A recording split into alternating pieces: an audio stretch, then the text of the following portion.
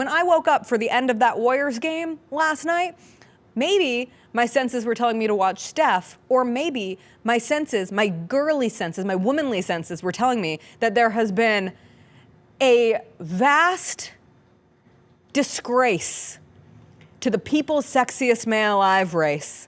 And that was naming John Krasinski as the People's Sexiest Man Alive in the year 2024. I want to preface with I have nothing against John Krasinski. John Krasinski is a very attractive man. John Krasinski, arguably sexy, if you're into that particular brand of Sexiest Man.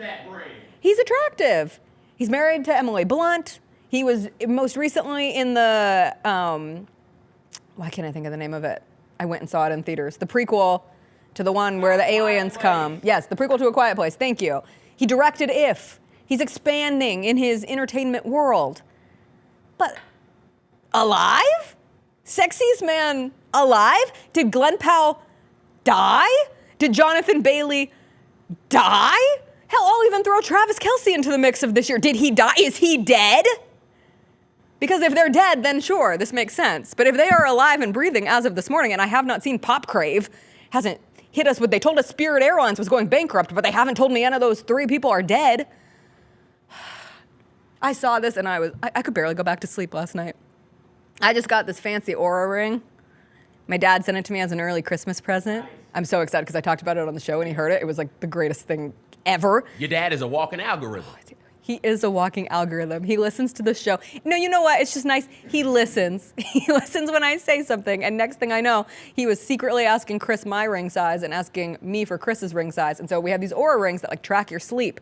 And there is a 35-minute window between 11:35 and 12:05 last night that I was wide awake. And I would give Steph Curry and the Warriors 75% of that energy, but 25% of that energy went to John Krasinski. And I would also blame him for why I did not reach more than an hour of REM sleep last night. And I need to work on that. But we talked about all the odds for Sexiest Man Alive, and I just can't. I just can't. Where does this Sexiest Man Alive rank amongst other sexiest men alive? He's better than Paul Rudd. Sure. Blake Shelton? Yes. Okay. But my point is, Sexiest Man Alive is supposed to be, it's about the moment. It's about like the year at large. The allocates have to match the sex appeal and come together for a perfect moment in time. And I had some issues with Patrick Dempsey getting it last year because he's a little, I mean, look at this. Glen Powell was too busy stunning for Vanity Fair. Like, look at that top. Like, I'm sorry, I saw a picture of Glen Powell or a video. I need that shirt. You do need that shirt. Middies is looking good, Mr. Powell. It has you written all over it.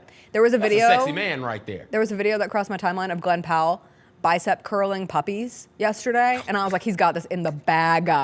In the bag. This man was bicep curling adorable puppies on a beach, shirtless. And they didn't give it to Glen Powell. What are we doing? They've made a mockery of the race, and for me, this is the mockery year. This is it. This is when I leave it all behind. I was talking to my dear friend Kelly yesterday. She said, "You still follow People's Sexiest Man Alive?" And I said, "I'm sorry. Do you not exist on the internet? Congratulations on your peace and freedom." So going back a couple of years, so this year it's Krasinski. Last year was Patrick Dempsey, Chris Evans. The year before that, Paul Rudd. Then we go Michael B. Jordan.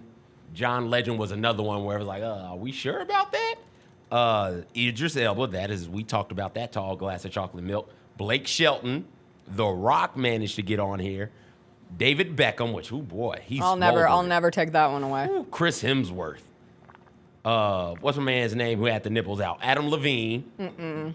No to Adam Levine? Wow. Channing Tatum. Bradley Cooper. Ryan Reynolds. Johnny Depp. Those have been your sexiest men of the year. Are they all white? Well, with the exception of Idris, Michael B. Oh, I'm sorry. I missed Legend. Idris. Yeah. Okay. And then you throw The Rock in there also. So, yeah. Idris, Michael B.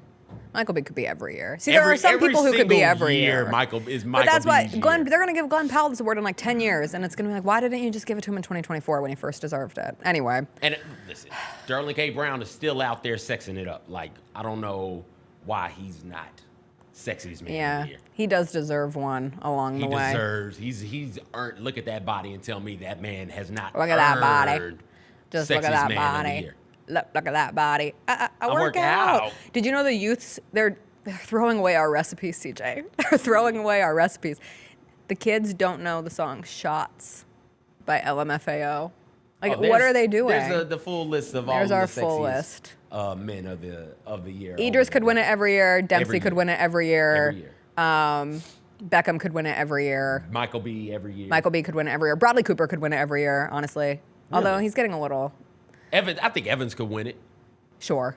Evans. Ooh, Evans looks. There's a handful that Have you seen could be in Evans it every year. working the red carpet for something? I don't know what it is. He looks like the sexiest of English professors Yeah. right now. That's oh a, my goodness. That's a commonality. Ooh. All right, let's Wait, talk about the, commonality with Chris Evans. that he Like looks every time he graces a red carpet. just looks sexy. Yeah. Like, I don't think I've ever seen that man look bad. All of these men. John Krasinski, I don't want to take away from your shine. That feels mean and It unnecessary, does and I feel- apologize. It feels like you're body shaming him a little bit. It does. And it's not a body shame. Okay, It's an aura shame. Excuse the hell out of me. It's a 2024 aura shame. Got you. That's what it comes down to. The Jessica Benson Show with CJ Hart, live every weekday at 8 a.m.